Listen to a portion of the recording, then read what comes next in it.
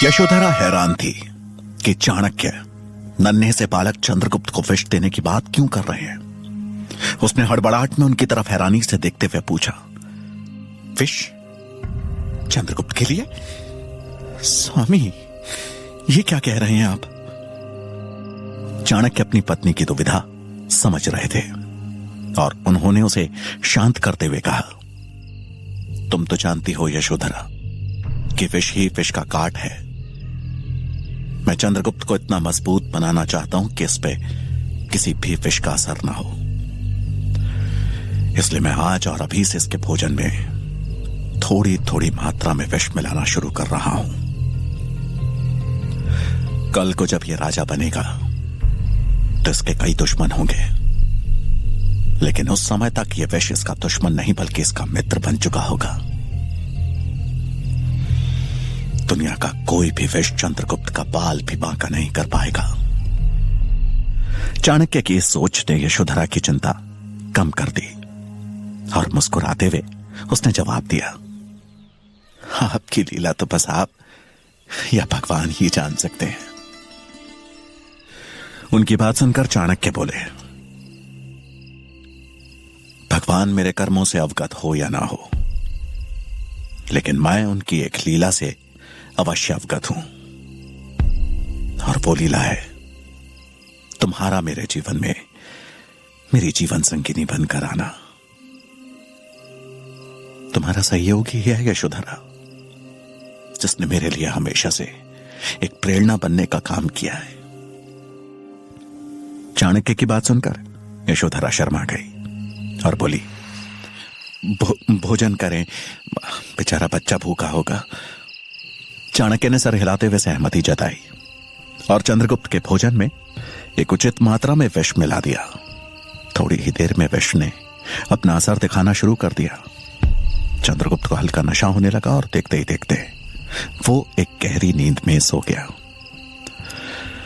छोटे चंद्रगुप्त को इस तरह से सोते हुए देखकर यशोधरा उसे ममता भरी नजरों से बस निहारे ही जा रही थी कि तभी चाणक्य के शब्दों ने उसका ध्यान भंग किया। हमें कल सुबह ही तक्षशिला के लिए निकलना होगा। चंद्रगुप्त के राजा बनने की तैयारी जल्द से जल्द शुरू कर देनी होगी, लेकिन वहां जाने से पहले मेरा शंभू काका से मिलना आवश्यक है। राजा धनानंद को मात देनी है तो उनकी सहायता की अति आवश्यकता होगी। शंभू काका का नाम सुनकर यशोधरा घबरा गई और बोली, आप उनसे मिलने के प्रयास में क्यों जान दांव पर लगा रहे हैं? मुझे डर है कि कहीं किसी ने आपको पहचान लिया तो आपका जो भी संदेश है मैं उन तक पहुंचा दूंगी। यशोधरा की बात सुनकर चाणक्य बोले, मैं तुम्हें खतरों में नहीं डाल सकता हूं यशोधरा। अब जब प्रण ले ही लिया है तो खतरा भी मोल लेना पड़ेगा। यशोधरा का यह डर जायज था, क्योंकि शंभुनाथ भले ही चाणक्य के पिता, चाणक्य मित्र और चाणक्य के हितैषी थे, लेकिन उसके साथ साथ वो धनानंद के दरबार में एक मंत्री भी थे और यह लगभग निश्चित था कि उनकी गतिविधियों पर किसी भी वक्त नजर रखी जा सकती थी। जहां एक तरफ चाणक्य धनानंद की सत्ता को उखाड़ फेंकने की तैयारी कर रहे थे, वहीं धनानंद के दरबार के मुख्यमंत्री अमात्य चाणक्य की मृत्यु की साजिश रच रहे थे। जब से चाणक्य ने धनानंद के सर्वनाश का प्रण लिया था, तब से चाणक्य उनकी आंखों में खटक रहे थे। अमात्य जानते थे कि चाणक्य कितने प्रतिभावान हैं और उनकी क्षमता क्या है। अमात्य राजा धनानंद को बताना चाहते थे कि उन्होंने चाणक्य को जिंदा छोड़कर सबसे बड़ी गलती की है, लेकिन राजा अपने भोग विलास में इतने व्यस्त रहते थे कि उन्हें किसी से मिलने का समय ही नहीं होता था। पर आज अमात्य मौका देखकर राजा के कक्ष में जाने से पहले उनके सामने आ गए और उन्हें नमन किया।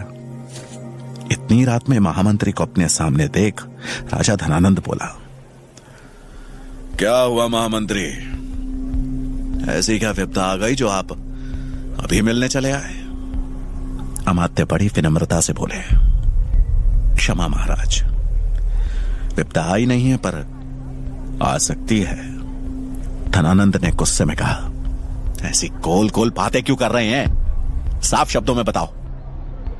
महामंत्री ने सर झुकाते हुए कहा, महाराज, मैं आपसे चाणक्य नाम की विपदा के बारे में बात करना चाहता था। वही ब्राह्मण जिसने आपको इतना कहते कहते अमात्य रुक गए। उनकी बात सुन धनानंद हंसने लगा और कुछ पल बाद अचानक क्रोधित होकर बोला, ओ दरिद्र ब्राह्मण, तुम यहां उसके विषय में बात करने आए हो? धनानंद की ऊंची आवाज सुनकर अमात्य थोड़ा घबरा गए, लेकिन फिर भी अपनी बात बड़ी विनम्रता से रखते हुए बोले, महाराज, वो दरिद्र जरूर है लेकिन बुद्धिमान और चतुर भी। मुझे डर है कि आपने उसे केवल देश निकासा देकर बहुत बड़ी गलती कर दी। आपको उसे मृत्यु दंड देना चाहिए था। महामंत्री, मुझे पता है कि कौन बुद्धिमान है और कौन मूर्ख, और वो दरिद्र ब्राह्मण तो महामूर्ख है। उससे भला किसी को क्या खतरा हो सकता है। अभी आप जा सकते हैं। ये बोलकर धनानंद तेजी से अपने कक्ष की तरफ चला गया। अमात्य वहीं हैरान से खड़े रह गए। चाणक्य की सच्चाई से अमात्य परिचित थे। वो जानते थे कि अगर चाणक्य ने कोई प्रण लिया है तो उसे पूरा करने का वो हर संभव प्रयास करेगा। उसके पास जरूर कोई योजना होगी, या फिर उसने अब तक कोई योजना बना ली होगी। अमात्य वहीं खड़े गहरी सोच में डूब गए और थोड़ी देर बाद मन ही मन बोले, महाराज, आपको आभास नहीं होगा लेकिन मुझे है कि चाणक्य क्या क्या कर सकता है। उसे रास्ते से हटाने का काम अब मुझे ही करना होगा। ऐसा कहकर उन्होंने एक गुप्तचर को अपने पास बुलाया और उसे कुछ समझाकर राजमहल के बाहर भेज दिया। रात का अंतिम प्रहर था और आसमान में प्रकाश की झलक आने में समय था। चाणक्य ने कंबल से अपना मुंह ढका और शंभुनाथ से मिलने चल दिए। शंभुनाथ से गुप्त रूप से मिलने का यही समय उचित था, क्योंकि शंभुनाथ भगवान शंकर के बहुत बड़े भक्त थे और नगर किनारे बने महादेव के मंदिर में हर सुबह पूजा करने जाते थे। चाणक्य तेज कदमों से हर तरफ नजर रखते हुए नगर के किनारे बने मंदिर के करीब जा पहुंचे। मंदिर से कुछ दूरी पर ही चाणक्य ने अपने कदम रोके और एक बाज की नजरों से चारों ओर देखने लगे। मंदिर से उठता घंटे का शोर ये तो बता रहा था कि शंभुनाथ पूजा करने आ चुके थे, लेकिन इस बात की पुष्टि नहीं थी कि वो अकेले हैं या उन पर कोई नजर रखे हुए है। चाणक्य ने मंदिर के हर कोने पर नजर दौड़ाई, लेकिन उन्हें कोई नहीं दिखा। वो अपने कदम आगे बढ़ाने ही वाले थे कि तभी उन्हें एक आहट का आभास हुआ। उन्होंने आवाज की तरफ नजर दौड़ाई तो लगा जैसे कोई इंसान पेड़ के पीछे छिप छिप कर नजर रखे हुए है।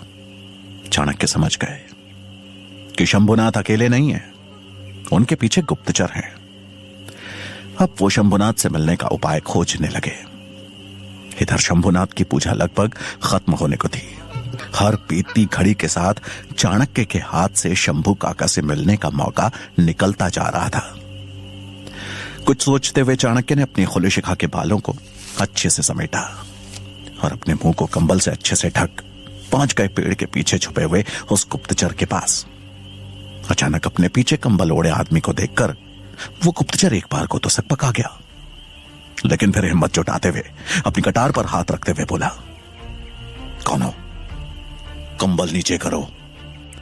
चाणक्य निर्भीक खड़े रहे और उसकी आंखों में आंखें डालकर बोले, कहां से गुप्तचर होने की शिक्षा ली है मूर्ख?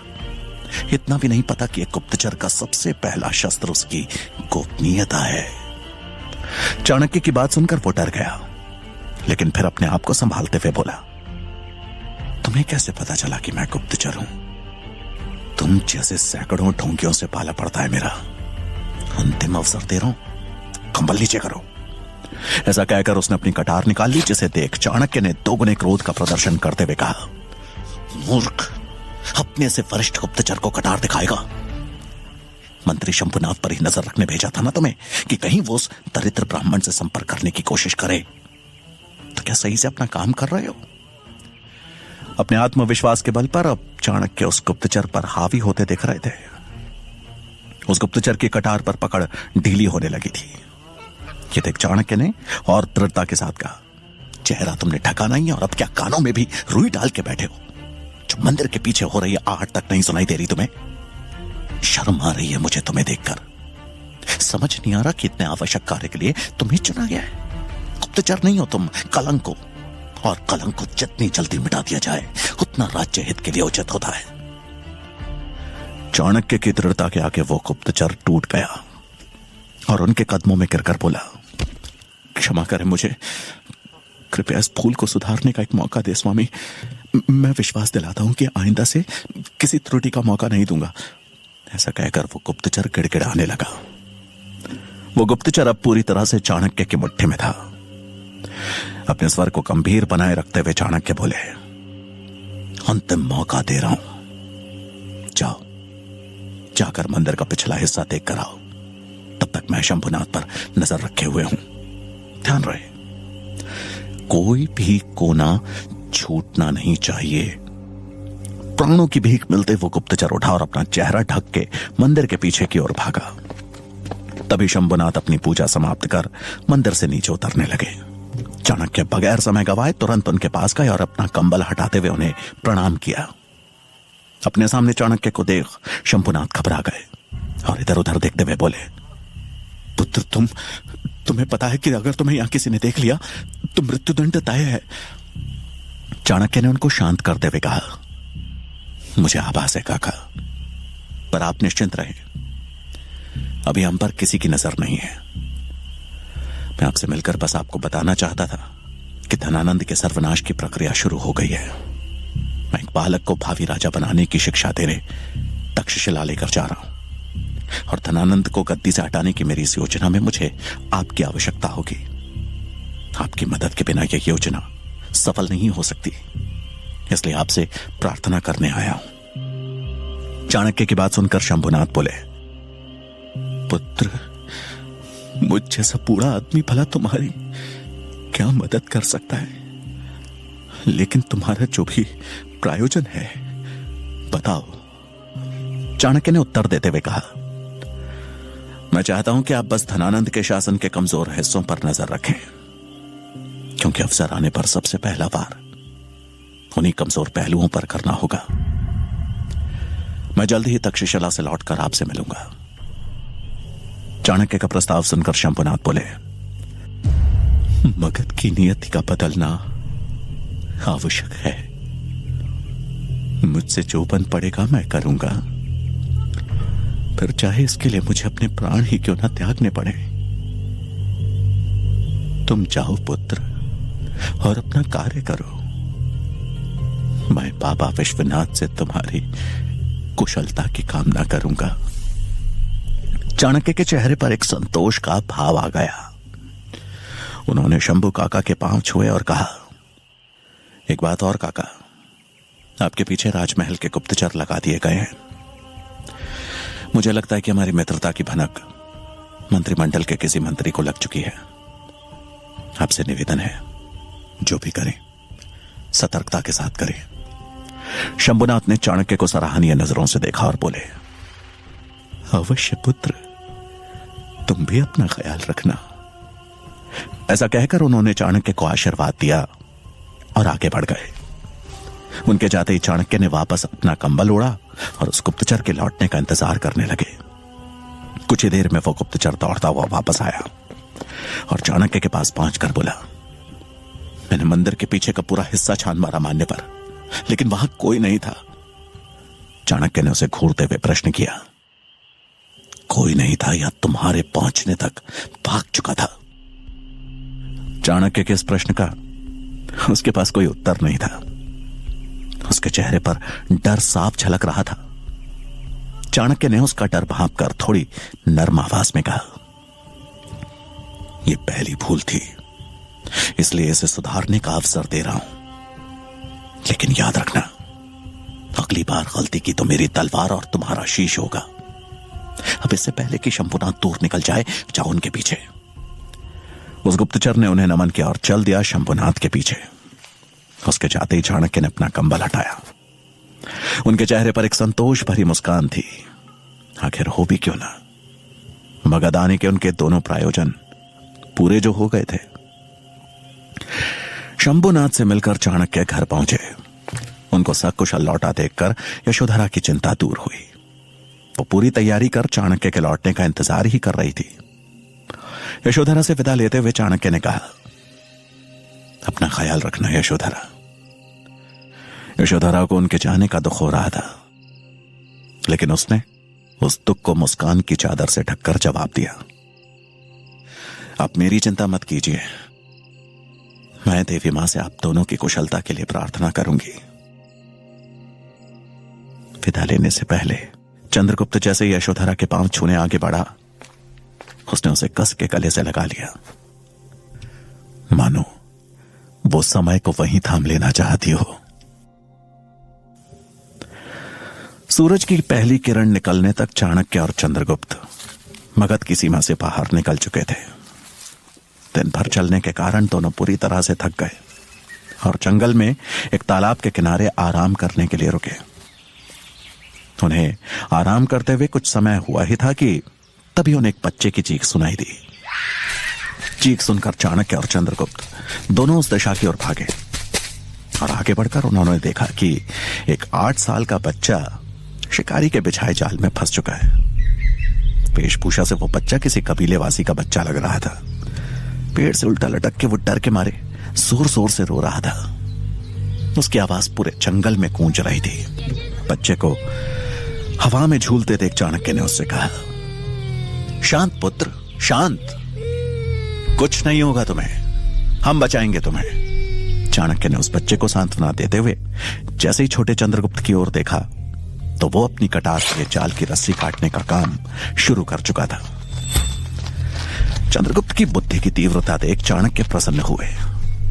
वो चंद्रगुप्त द्वारा काटी जा रही रस्सी के कटते हुए सिरे के वजन को संभालने के लिए जैसे ही उसकी ओर बढ़े कि अचानक वो रस्सी अधकटे सिरे से टूट चंद्रगुप्त के हाथों से फिसल गई। जाल में कैद वो बच्चा हवा की गति से नीचे की ओर गिरा और इससे पहले कि वो जमीन से टकराता चाणक्य ने फुर्ती दिखाते हुए उसके नीचे आ अपने हाथ फैला दिए और वो बच्चा जमीन में टकराने के बजाय उनकी गोद में आ गिरा।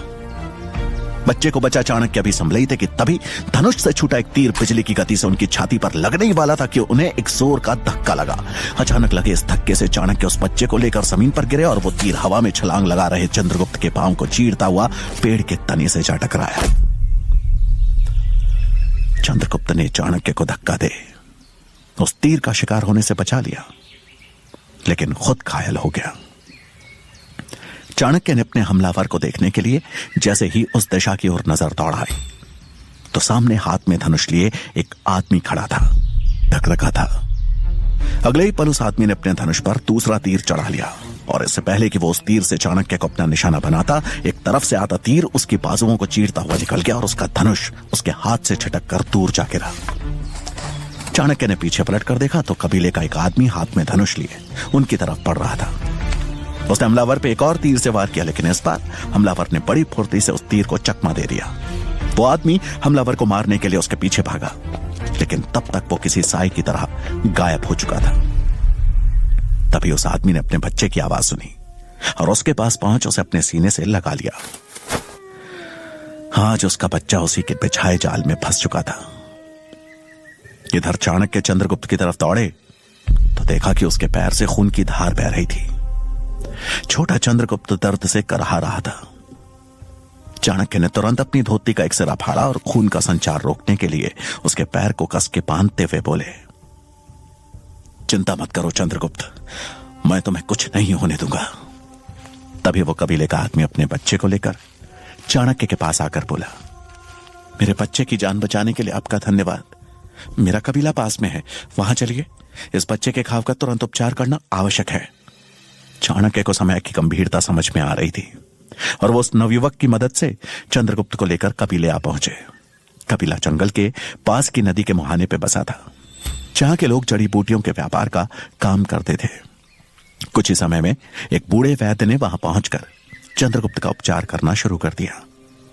उपचार कर वैद्य ने चाणक्य से कहा, चिंता ना करें मान्यवर, ये 2-3 दिन में ठीक हो जाएगा, इसे आराम करने की आवश्यकता है। चाणक्य ने वैद्यराज को नमन किया और वो वहां से चले गए। तभी वो कबीले का आदमी चाणक्य के पास आकर बोला, मान्यवर, इतनी जल्दबाजी में मैं अपना परिचय देना ही भूल गया। मेरा नाम तामी है। मेरी नजर कहती है कि आप किसी गुरुकुल के आचार्य हैं। उसको देख चाणक्य बोले, सही पहचाना तुमने। मैं तक्षशिला का आचार्य चाणक्य हूं। हमारी जान बचाने के लिए बहुत बहुत धन्यवाद। लेकिन मुझे लगता है कि मुझे चंद्रगुप्त को लेकर यहां से निकलना चाहिए। चाणक्य द्वारा अचानक लिए गए निर्णय को सुनकर तांबी ने चौंक के पूछा, क्या हुआ आचार्य? क्या मेरे आतिथ्य में कोई कमी रह गई? क्या मुझसे कोई गलती हुई है? उसकी बात सुनकर चाणक्य बोले, नहीं तांबी, तुमने तो हम अजनबियों की जान बचाई है। हमारा स्वागत अपने परिवार की तरह किया है। लेकिन मेरी दुविधा का कारण कुछ और है। मुझे मारने जो आदमी आया था वो कोई साधारण आदमी नहीं, बल्कि मसाई सैनिक था। मगधी एक ऐसा राज्य है जहां गुप्त हत्या करवाने के लिए मसाई सैनिकों का इस्तेमाल किया जाता है, और ये मसाई सैनिक अपने लक्ष्य को पूर्ण किए बगैर रुकते नहीं है। मुझे डर है कि अगर वो हमारा पीछा करते हुए इस कबीले में आया तो तुम्हारे परिवार पर खतरा बन सकता है। यह सुनकर तांबी ने हाथ जोड़े और बोला, आचार्य, आप हमारे अतिथि हैं और चंद्रगुप्त के ठीक होने तक निश्चित होकर यहां रहें। रही बात सुरक्षा की, तो उसकी जिम्मेदारी आप हम पर छोड़ दीजिए। मैं आश्वासन देता हूं, किसी को कुछ नहीं होगा। चाणक्य उसकी बात सुनकर मुस्कुराए और फिर चंद्रगुप्त के हाल जानने के लिए घर के अंदर चले गए। चाणक्य ने पूरी रात एक पिता की तरह चंद्रगुप्त का ख्याल रखा, और सवेरे जब उसकी निद्रा टूटी तो चाणक्य ने मुस्कुराते हुए उसके सिर पर हाथ फेरते हुए उससे पूछा, मुझे बचाने के लिए अपनी जान दांव पर लगाना उचित था?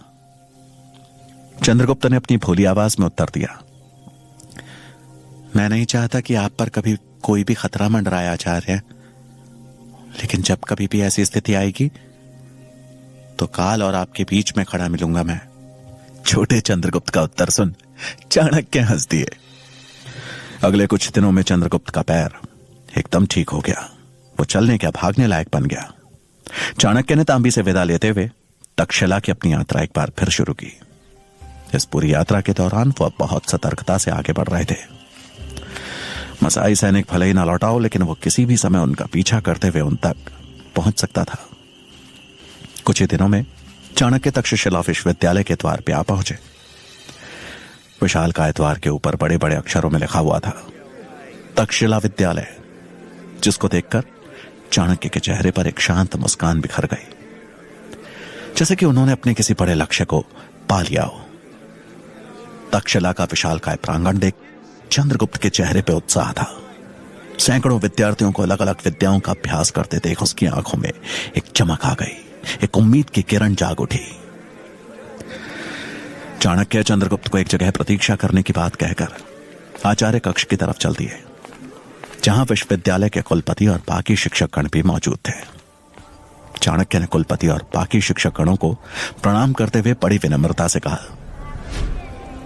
कुलपति महोदय और सभी शिक्षकगण, मैं यहां अपने साथ एक बालक को लाया हूं जिसका नाम चंद्रगुप्त है। उसकी क्षमता का परीक्षण करने के बाद ही मैं उसे अपने साथ तक्षशिला लेकर आया हूं। मैं चाहता हूं कि आप सभी शिक्षक गणों से गुरुकुल में शिक्षा के औपचारिक प्रवेश की अनुमति दें।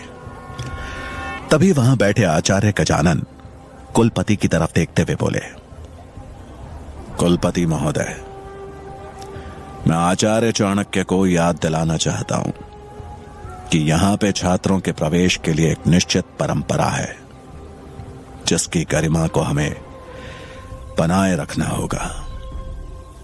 यह सुनकर चाणक्य थोड़ा निराश हो गए। गजानन ने चाणक्य की तरफ देखते हुए कहा, आचार्य चाणक्य, आप हमें बस ये बताएं कि जिस बालक को आप लेकर आए हैं, क्या वो किसी राजकुल से है? चाणक्य कुछ सोचते हुए बड़ी गंभीरता से बोले, चंद्रगुप्त क्षत्रिय अवश्य है, लेकिन किसी राजकुल से नहीं है। यह सुन के वहां बैठे सभी शिक्षकगण हैरान रह गए। गजानन कुलपति की तरफ हैरानी से देखते हुए बोले, फिर उसे कैसे प्रवेश मिल सकता है आचार्य? उसके गुणों के आधार पर चाणक्य ने पलटवार करते हुए कहा, बात यह नहीं है आचार्य। गजानन चाणक्य की तरफ मुड़ते हुए कुछ बोलने को हुए, लेकिन उनको बीच में ही टोकते हुए चाणक्य ने कहा, बात यही है आचार्य। यह विश्वविद्यालय, यह गुरुकुल की गरिमा यहां का ज्ञान है। ज्ञान ही तक्षशिला की पहचान है, जो हम सभी यहां आने वाले छात्रों को देते हैं। और आचार्य, मुझे लगता है ज्ञान प्राप्ति का अवसर सभी को समान रूप से मिलना चाहिए। गजानन ने कटाक्ष करते हुए कहा, आचार्य चाणक्य, आप यहां की परंपराओं को तोड़ने की कोशिश कर रहे हैं। समय के साथ अपनी पुरानी परंपराओं से ऊपर उठना होता है आचार्य। उनको तोड़ के नए नियम गढ़ने पड़ते हैं। आपको तो ज्ञात होगा ही कि सीधे वृक्ष सबसे पहले काटे जाते हैं। और रही बात इस बालक की, तो कौन जानता है कि यह कल पूरे भारतवर्ष का नेतृत्व करे। उसे अपनी योग्यता के आधार पर सीखने का अवसर देना हमारा कर्तव्य है। लेकिन फिर भी मुझे कुलपति का अंतिम निर्णय मान्य होगा। गजानन कुछ पल के लिए शांत हो गए। कुलपति दोनों की बातों को बड़े ध्यान से सुन रहे थे। फिर कुछ सोचते हुए बोले, आचार्य गजानन, आचार्य चाणक्य की बातें कुछ हद तक उचित तो हैं, इसलिए यहां का कुलपति होने के नाते मैं ये निर्णय लेता हूं कि चाणक्य द्वारा लाए गए बालक को हमारे यहां प्रवेश के लिए यहां की परीक्षा में सफल होना पड़ेगा। वो सफल हुआ तो तक्षशिला के द्वार उसके लिए खुल जाएंगे। यह सुन चाणक्य उनके इस प्रस्ताव को सम्मान देते हुए नमन कर बोले, मुझे आपका यह प्रस्ताव मान्य है कुलपति। तभी गजानन ने कुलपति की ओर हाथ जोड़कर कहा, कुलपति, मुझे भी आपका निर्णय मान्य है, लेकिन निवेदन करना चाहता हूं कि यह परीक्षा निष्पक्ष रहे। इसके निष्पक्ष रहने के लिए जरूरी है एक ऐसी परीक्षा समिति का गठन जो आचार्य चाणक्य के प्रभाव से प्रभावित होकर नहीं, बल्कि चंद्रगुप्त के गुणों को परख कर निर्णय ले। और आपकी अनुमति से मैं इस शिक्षा समिति का गठन करना चाहता हूं। कुलपति थोड़ी देर तक विचारों में खोए रहे और अंत में उन्होंने आचार्य गजानन को शिक्षा समिति का गठन करने की अनुमति दे दी। अनुमति मिलते ही गजानन के चेहरे पर एक कुटिल मुस्कान उभर आई और वो मनी मन बोले, अब देखता हूं कैसे मिलेगा चाणक्य के शिष्य चंद्रगुप्त को यहां प्रवेश।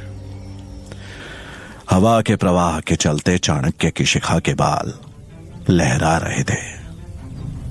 गजानन के चेहरे पर छाई कुटिल मुस्कान ने मानो उन्हें धनानंद से मिले अपने अपमान की याद दिला दी।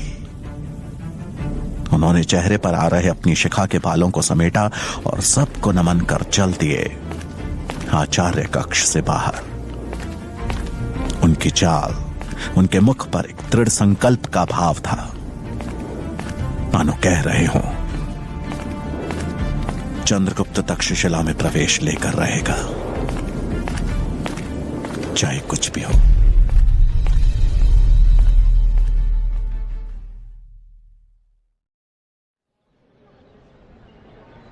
चंद्रगुप्त को द्वार पर बैठे काफी समय हो गया था।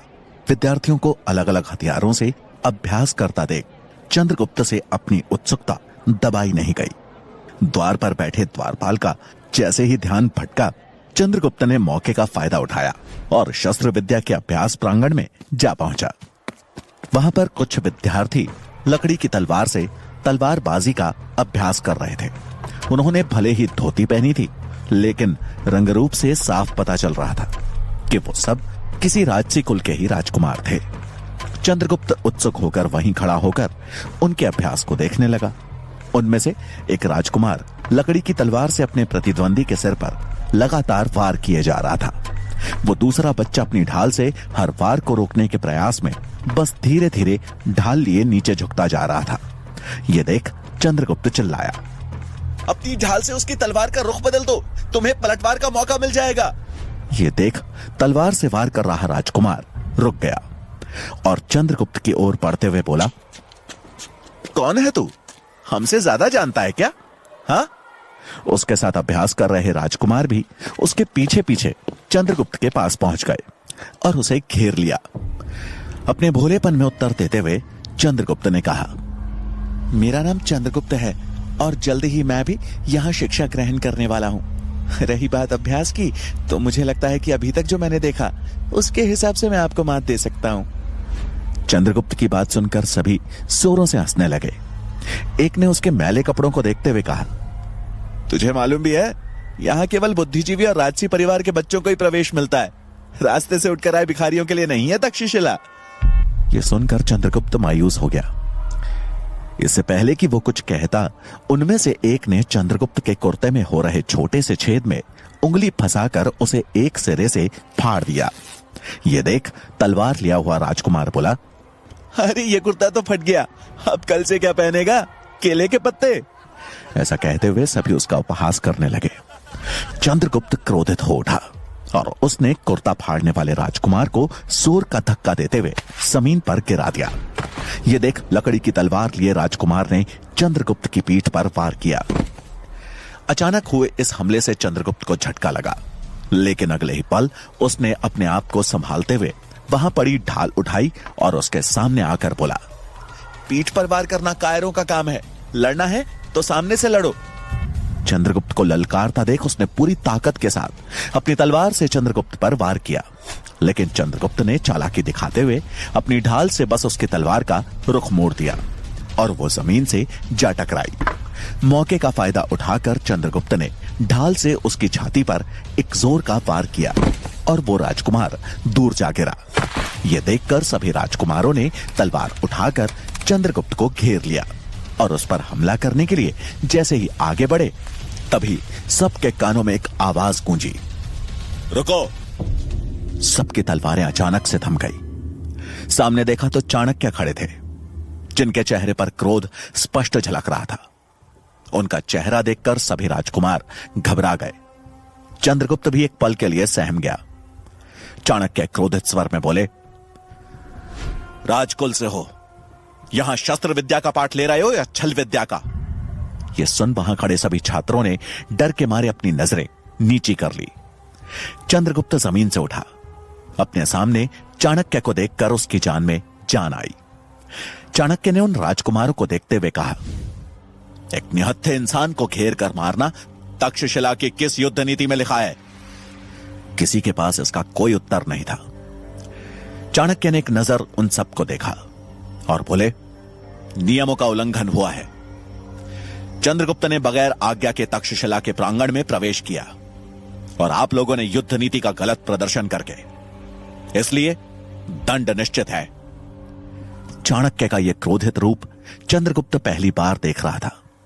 वो और अन्य राजकुमार उनका गुस्सा देखकर डर गए। इससे पहले कि चाणक्य कुछ बोलते, उन्हें पीछे से आचार्य गजानन का स्वर सुनाई दिया, आचार्य, अगर आपके साथ आया ये बालक प्रांगण में नहीं आता तो शायद मेरे शिष्यों और इस बालक के बीच टकराव की स्थिति ही उत्पन्न नहीं होती। चाणक्य पीछे मुड़े तो सामने आचार्य गजानन खड़े थे। उन्हें देखते ही वहां खड़े राजकुमारों के चेहरे पर एक संतोष का भाव आ गया। उन्हें लगा कि अब तो आचार्य गजानन उन्हें बचा ही लेंगे। चाणक्य ने उन राजकुमारों के चेहरे के भावों को पढ़ लिया था।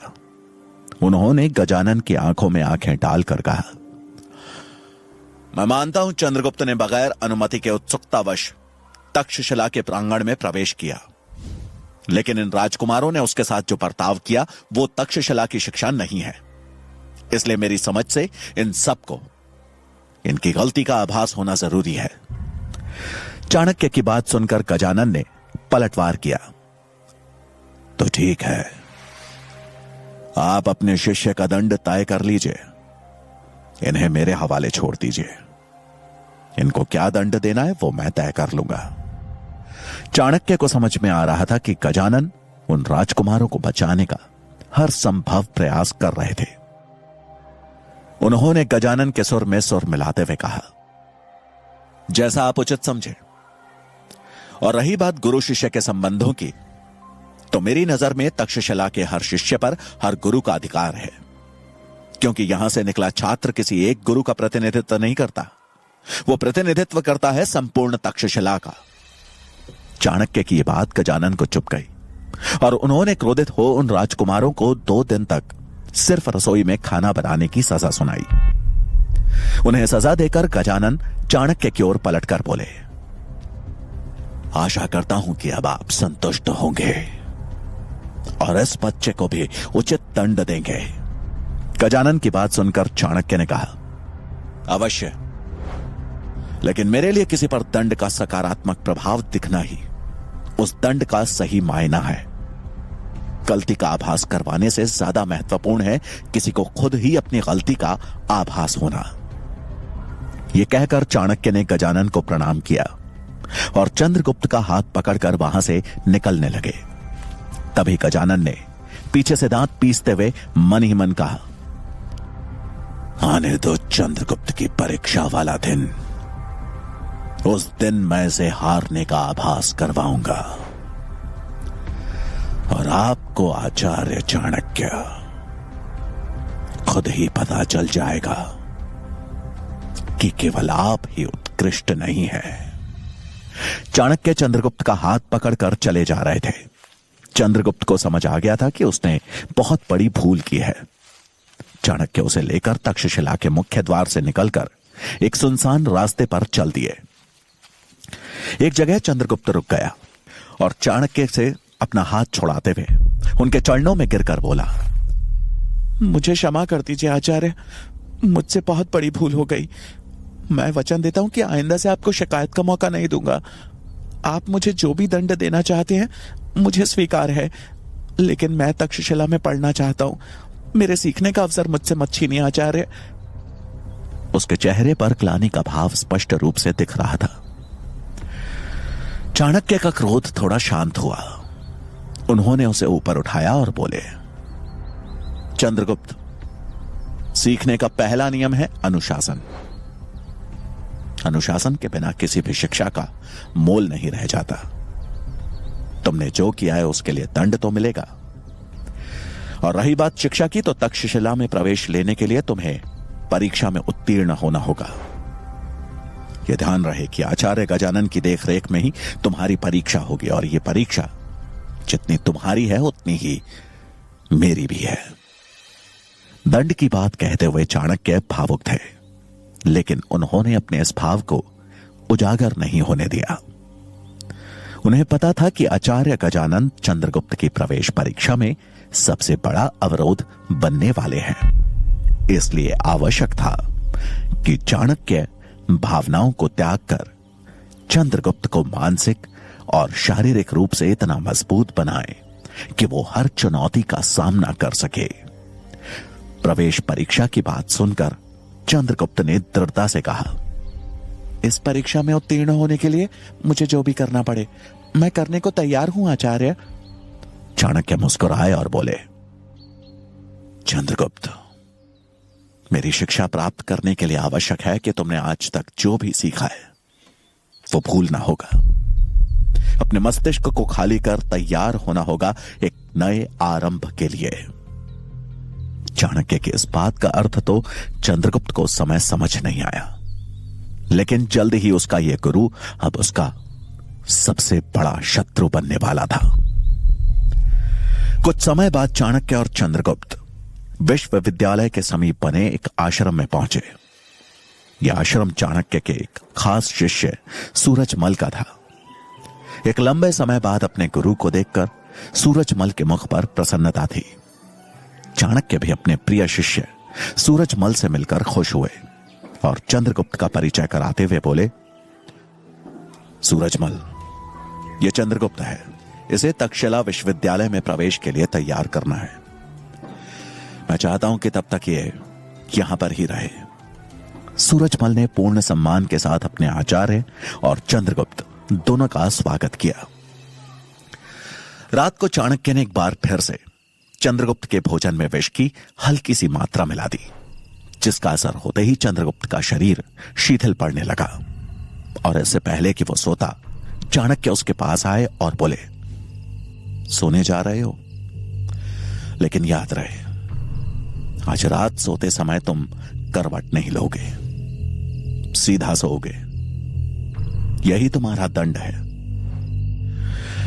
चंद्रगुप्त को समझ नहीं आया कि आखिर आचार्य ऐसा क्यों कह रहे हैं, लेकिन उसने उन्हें वचन दिया और सोने के लिए सीधा लेट गया। चंद्रगुप्त को जल्दी ही नींद आ गई, लेकिन अचानक माथे पर टपकी पानी की एक बूंद ने उसकी निद्रा भंग की। उसे समझ नहीं आया कि बगैर बारिश के ये पानी कहां से टपक रहा था।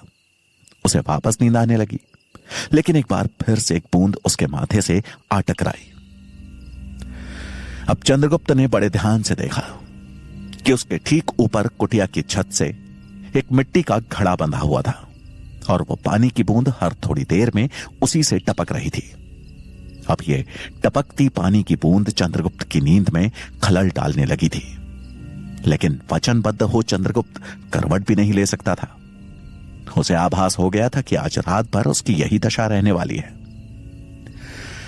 सूरजमल ने जब यह देखा तो वो हैरान रह गया और फिर रात के अंधेरे में आश्रम में टहल रहे चाणक्य के समीप आकर कहा, आचार्य,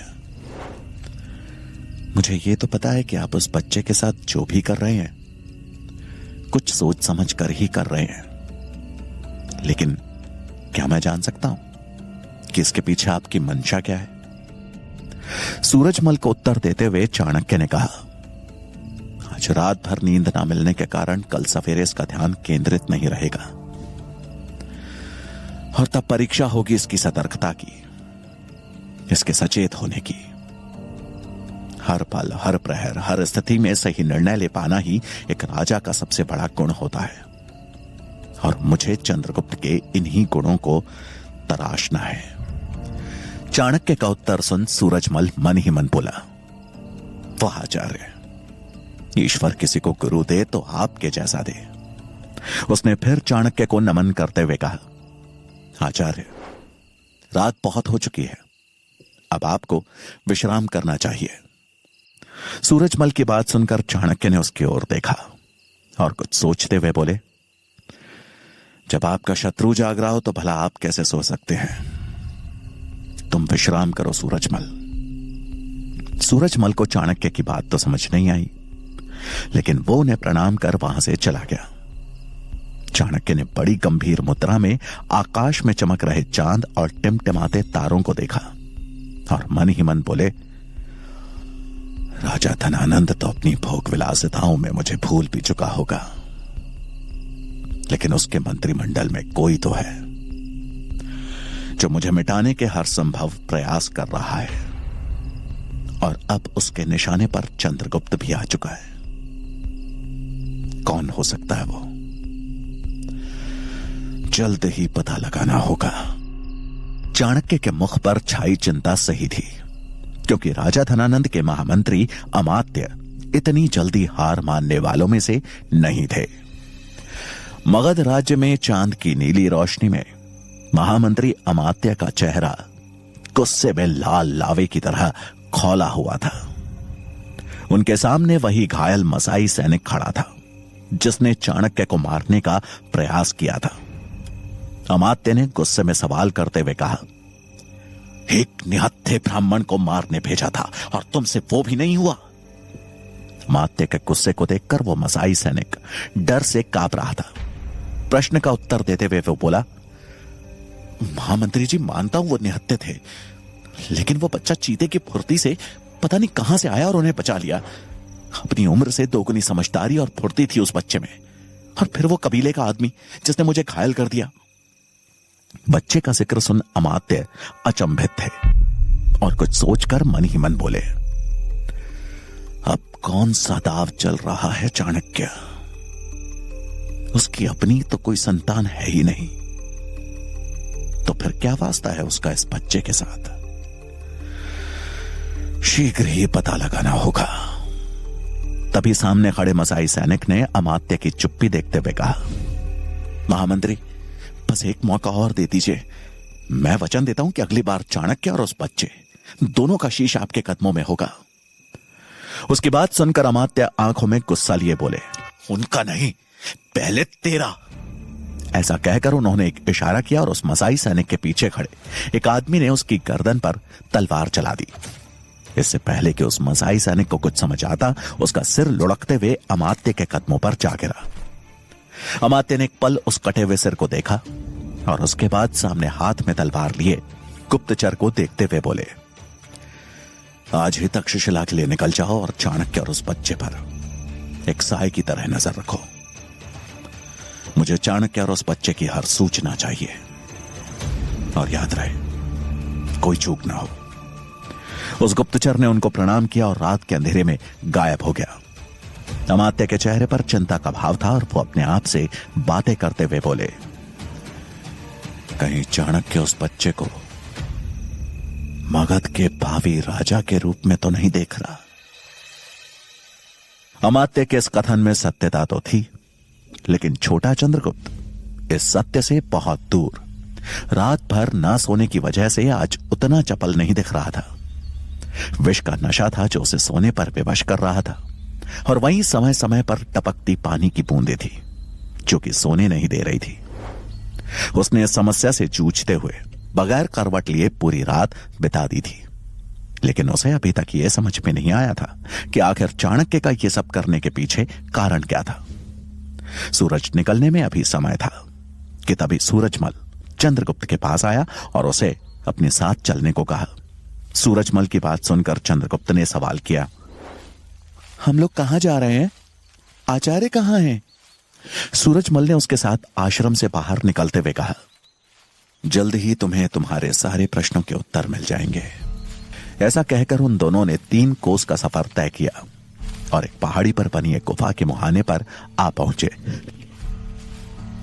रात भर न सोने और 3 कोस के इस मुश्किल सफर ने चंद्रगुप्त को शारीरिक और मानसिक रूप से शिथिल कर दिया था। वहां पहुंचकर चंद्रगुप्त ने सवाल किया, ये कहां लेकर आए हैं आप?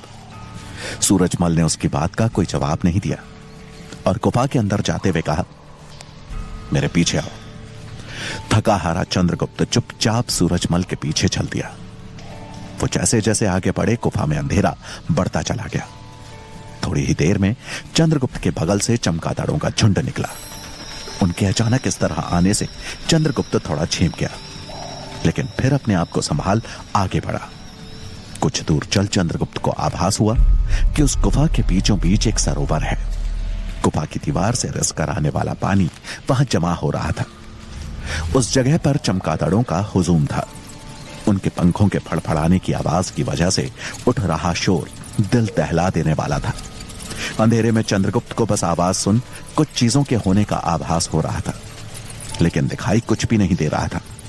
अपने आप को ऐसी जगह पर देखकर चंद्रगुप्त ने सूरजमल को आवाज देते हुए पूछा, कितना अंधेरा है यहां? आचार्य ने यहां आने के लिए क्यों कहा? लेकिन सूरजमल का कोई पता नहीं था। चंद्रगुप्त ने उसे 1-2 बार आवाज दी, लेकिन वो अंधेरे में ऐसे गायब हो गया था मानो कोई जादुई साया हो। चंद्रगुप्त अब अकेले उस गुफा में इधर उधर देखे जा रहा था कि तभी उसके कानों से एक आवाज टकराई, कौन हो तुम? आवाज सुन चंद्रगुप्त ने एक गहरी सांस ली, क्योंकि वो इस आवाज से परिचित था। यह आवाज थी उसके आचार्य चाणक्य की। चाणक्य की आवाज उस गुफा में चारों दिशाओं में गूंज रही थी, मानो चारों दिशाओं में 4 चाणक्य खड़े हों। चंद्रगुप्त ने इधर उधर देखा, लेकिन उस अंधेरे में उसे कुछ भी दिखाई नहीं दिया। उसने आवाज लगाते हुए कहा, आचार्य आप कहां हैं? बहुत अंधेरा है यहां। एक पल के मौन के बाद चाणक्य की आवाज फिर से गूंजी, मैंने पूछा कौन हो तुम? दोबारा प्रश्न पूछे जाने पर चंद्रगुप्त समझ गया कि उसकी परीक्षा शुरू हो चुकी है। उसने उत्सुक होकर उत्तर दिया, मैं चंद्रगुप्त हूं। तभी उसे चाणक्य की आवाज सुनाई दी, गलत उत्तर। और इस आवाज के साथ एक डंडा उसकी पीठ से टकराया। अचानक हुए इस प्रहार के चलते चंद्रगुप्त जमीन पर गिर गया। उसने इधर उधर देखा, लेकिन उसे वहां कोई नहीं दिखा। चंद्रगुप्त खड़ा हुआ और बोला, आचार्य ये क्या है? और इससे पहले कि वो और कोई प्रश्न पूछता, चाणक्य की आवाज दोबारा गूंजी, कौन हो तुम? अब चंद्रगुप्त सतर्क था। उसे सोच समझकर प्रश्न का उत्तर देना था, क्योंकि गलत उत्तर का परिणाम उसे पता था। उसने कुछ देर सोचा और फिर थोड़े संकोच के साथ बोला, मैं आपका शिष्य हूं। तभी चाणक्य की आवाज गूंजी, फिर गलत उत्तर। चाणक्य का जवाब सुन चंद्रगुप्त डंडे से बचने के लिए संभलता कि तभी वो डंडा उसके पैरों में आ लगा। चंद्रगुप्त इस बार फिसलकर नीचे जा गिरा। रात भर न सो पाने और सवेरा होते ही 3 कोस का सफर तय करने की वजह से चंद्रगुप्त को ध्यान केंद्रित करने में दिक्कत हो रही थी। इसके अलावा उस गुफा के अंधेरे के बीच चमगादड़ों के उड़ने और पानी के गिरने के शोर की वजह से उसे पता ही नहीं लग पा रहा था कि आखिर डंडा किस दिशा से आ रहा है और कौन मार रहा है। हताश होकर चंद्रगुप्त उठा कि तभी चाणक्य की आवाज फिर गूंज उठी, कौन हो तुम? चंद्रगुप्त परेशान था। उसे समझ में नहीं आ रहा था कि आचार्य बार बार एक ही सवाल क्यों पूछ रहे हैं। तभी उनकी आवाज एक बार फिर गूंज उठी, मैंने पूछा कौन हो तुम? चंद्रगुप्त ने उत्तर सोचना शुरू किया। साथ में डर था कि अंधेरे को चीरता हुआ वो डंडा फिर से न आ लगे। उसने थोड़ी देर सोचने के बाद उत्तर दिया, न मैं चंद्रगुप्त हूं, न मैं आपका शिष्य हूं। मैं सबसे पहले एक मनुष्य हूं। मनुष्य। एक पल के मौन के बाद चाणक्य की आवाज गूंजी, गलत जवाब। और उसी के साथ अंधेरे में लहराता हुआ डंडा आया जो चंद्रगुप्त की पीठ पर जाकर लगा। एक जोर के कराहने की आवाज के साथ चंद्रगुप्त एक बार फिर से जमीन पर था। अब उसका धैर्य टूट चुका था। उसमें अब और उठ पाने की ताकत नहीं थी और ना ही क्षमता थी प्रश्नों के उत्तर देने की। वो वहां मौजूद पत्थरों का सहारा लेकर जैसे तैसे उठा और पूरी शक्ति से चिल्लाते हुए बोला, अब क्या चाहते हैं आचार्य? कैसी परीक्षा है ये? परीक्षा भी है या दंड है? क्या गलत कहा मैंने? कौन सा गलत उत्तर दिया? चंद्रगुप्त की आवाज में दर्द था। अपना मानसिक संतुलन बनाने में उसे दिक्कत हो रही थी कि तभी चाणक्य की आवाज फिर गूंज उठी, कौन हो तुम? वही प्रश्न दोबारा सुन चंद्रगुप्त से अब रहा नहीं गया और वो चिल्लाते हुए बोला, कौन हूं मैं? अगर उत्तर आप जानते हैं तो बता क्यों नहीं देते? नहीं पता मुझे मैं कौन हूं। नहीं पता आचार्य। कोई नहीं हूं मैं, कोई नहीं हूं। चंद्रगुप्त की दर्द भरी आवाज पूरी गुफा में गूंज रही थी। वो पूरी तरह से टूटकर वहीं बैठ गया और रोने लगा। उसे अब नहीं जानना था कि उसका उत्तर सही है या गलत, और ना ही उसके अंदर अंधेरे में वार कर रहे उस डंडे का डर था। कुछ देर के मौन के बाद चाणक्य की आवाज गूंजी, सही उत्तर। यह सुन चंद्रगुप्त ने राहत की सांस ली। उसे अचानक मानो चाणक्य की बात याद आ गई कि शिक्षा प्राप्त करने के लिए आवश्यक है अपने अतीत को मिटा करके एक नई शुरुआत करना। और चाणक्य के इस प्रश्न के पीछे का मंतव्य भी वही था, अपनी पहचान भुलाकर एक नए जीवन की शुरुआत करना। अब पूरी गुफा में केवल चमगादड़ों के फड़फड़ाने और पानी के गिरने की आवाज आ रही थी, लेकिन अब ये आवाजें चंद्रगुप्त के लिए शोर नहीं थी। उसने ध्यान लगाकर उन आवाजों को सुना तो हर आवाज एक दूसरे से अलग थी। वो उन आवाजों को एक दूसरे से अलग कर सकता था। काफी देर तक कोई गतिविधि ना होते देख छोटे चंद्रगुप्त ने दृढ़ता के साथ चाणक्य को पुकारते हुए कहा, आचार्य, मैं आपके आशीर्वाद से शिक्षा ग्रहण करने के लिए तैयार हूं। कि तभी उसकी ओर एक बार फिर हवा में लहराता हुआ डंडा आया, लेकिन इस बार चंद्रगुप्त सचेत था। वो उस डंडे की आवाज सुनकर उस दिशा की ओर मुड़ा और अगले पल डंडे का सिरा चंद्रगुप्त के हाथ में था। उसने पूरी ताकत से उस डंडे को अपनी ओर खींचा तो अंधेरे का फायदा उठाकर डंडा चला रहा सूरजमल उसके सामने आ गिरा। सूरजमल से नजरें मिलने पर चंद्रगुप्त मुस्कुरा दिया कि तभी उसके सिर पर चाणक्य का हाथ लगा। उन्होंने उसके सिर पर हाथ फेरते हुए कहा, अब तुम मेरी शिक्षा ग्रहण करने के योग्य बन चुके हो। अपने गुरु को सामने देख चंद्रगुप्त ने उनके पांव छुए। चाणक्य ने उसे आशीर्वाद दिया। उनके चेहरे पर एक संतोष का भाव था, क्योंकि आज वो धनानंद के सामने ली गई अपनी प्रतिज्ञा को पूरा करने की दिशा में एक कदम और आगे बढ़ चुके थे।